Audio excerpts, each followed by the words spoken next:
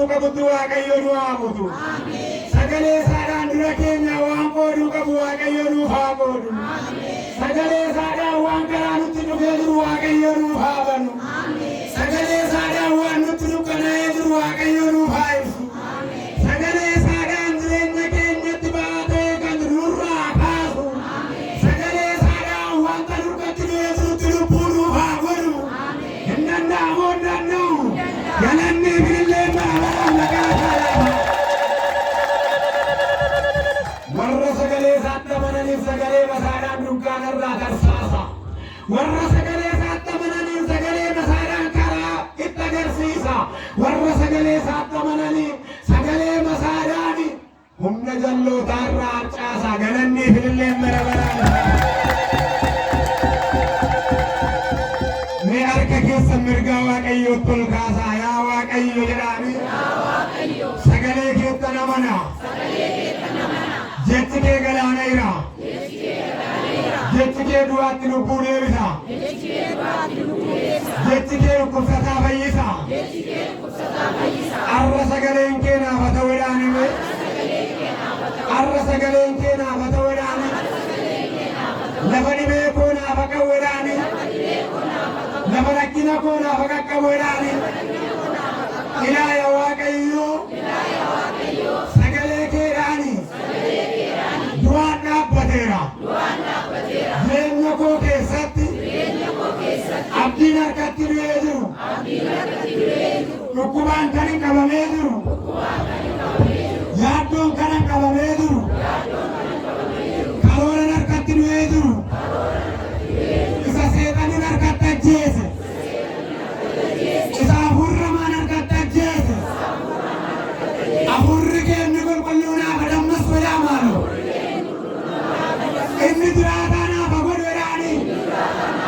Galanni bilillee isa sagalee kana nu kenne. Egaan ijoollee Waaqayyoo Iyesuus Kiristoos sagalee kana kan dubbate bartoonni isaa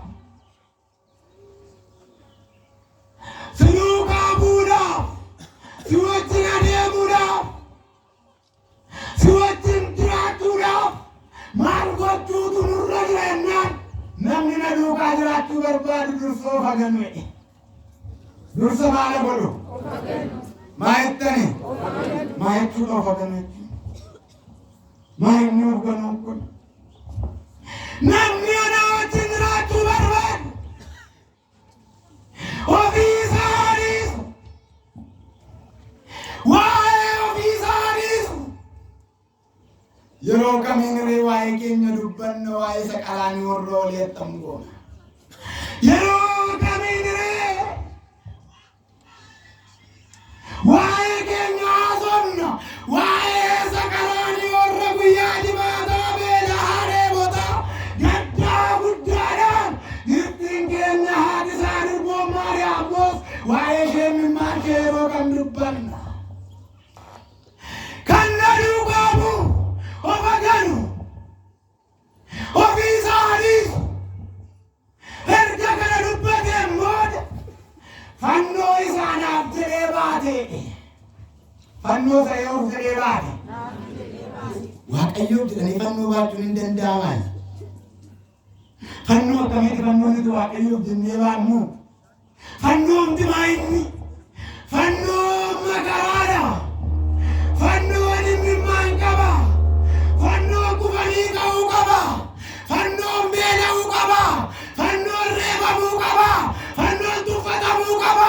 Fannoon waraanamuu qaba. Fannoon hancufa namaa baachuu qaba. Fannoon jecha namaa baachuu qaba. Fannoon ceephaamuu qaba. Anaaf jettanii ceephoo baattanii na duukaa buutu jechuusaati. Ana laaltanii jecha baattanii na duukaa deemtu jechuusaati. Anaaf jettanii rakkinattis kuftanii kaatanii jechaanis rakkinaanis billaarra mana mootaanis addunyaa kanaaf naan taane dhuguma kaa barruu isaanii warra beelaani biddeena shanituudhaaf qurxummii lama nama 5,000 ol nyaachise barruu isaa garuu maara nyaachisanii.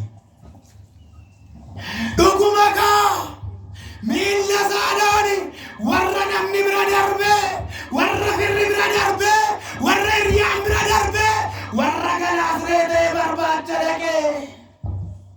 Wangeela Yohaannis boqonnaa 5:1 Wangeela Yohaannis boqonnaa 9:1 warra jaamummaan karaa irratti gataman warra guyyaa balkana dabaabachuu dadhaban warra galaas reetaani miilla isaadhaan adeemee barbaacha dhaqee. Isa nama barbaaduuf mismaara miilla isaa keessa baasanii.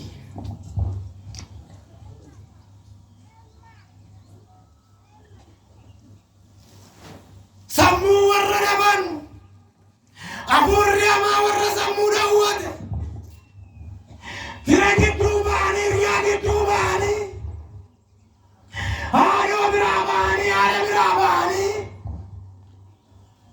awwaala gidduutti galanii maraatummaadhaan warra jiraatan dhaqee hafuura hamaa keessaa baasee qalbiitti deebisee sammuu isaadhaaf mataa isaadhaaf gonfoo qoraattii qopheesse biyyi lafaa. Fannoo sana eegaa namni fannoo sana baadhate anaaf jedhee waan hundumaa kan baate inni fannicha baatee na duukaa bu'e. Mee jabaadhaa warri jecha baay'ee baattanii Kiristoos duukaa jirtan. Mee jabaadhaa utuu maceephaamtanii Kiristoos duukaa warri deemaa jirtan. Mee jabaadhaa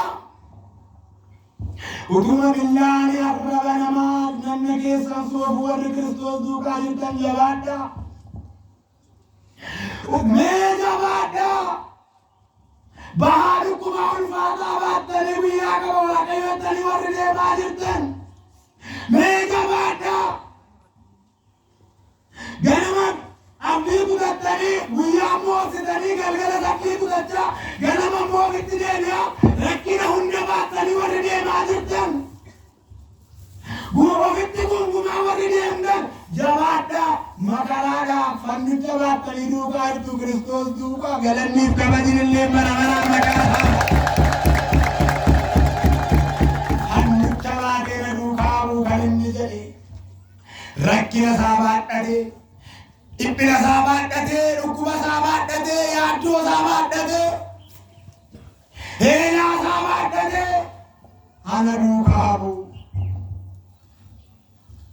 Hammatu tokko lamaan walitti naasumne inni namni addana jiru kun himmimmaaniif madaa keessa isaatii haasaateen fixu. Dhibee mana isaa keessaa, dhibee gola isaa keessaa, dhibee maatii isaa keessaa, yaaddoo jireenya isaa keessaa hiruu taasisee fixaa. Isatti haasaamuu qabu madaan alamitti haasaamna. Isatti matamuu qabu. Yesus Kristos alfa omega sate akkuma nufi isaati waan hundumaa immoo guyyaa jimaataa qaraanioo gubbaatti leeyyaasisee hafuura maqaanesse tinsaa'ee gaafa sanbata guddaa sana dubbannu agarsiise guyyaatti tinsaa'ee argitu qabda galanniif kabajni ulfin illee galabaraan waaqayyoodha. Utuu qaraaniyoon argin tinsaa'ee arguun hin danda'amu. Utuu qaraaniyoon argin tinsaa'ee dubbachuun hin danda'amu. Qaraaniyoo booddeedha tinsaa'eetu hin jedhe rakkina booddeedha furamuu keetu. Dhukkuba booddeedha waaqayyo harka fayyina isaasii diriirsuu isaatu.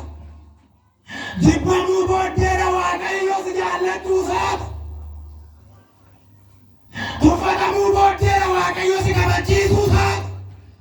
Arrabsamuu booddeedha maxxuma ulfinaarra si teessisuu isaatu.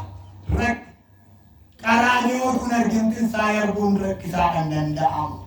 Qaraaniyoo warri baattanii jirtan, makaraa warri baattanii jirtan, han Kiristoosiif jedheenidha. Warri Kiristoosiif jedhanii baatanii tinsaa'ee arganiiru galanniif kabaji bara baraan waaqayyoodha.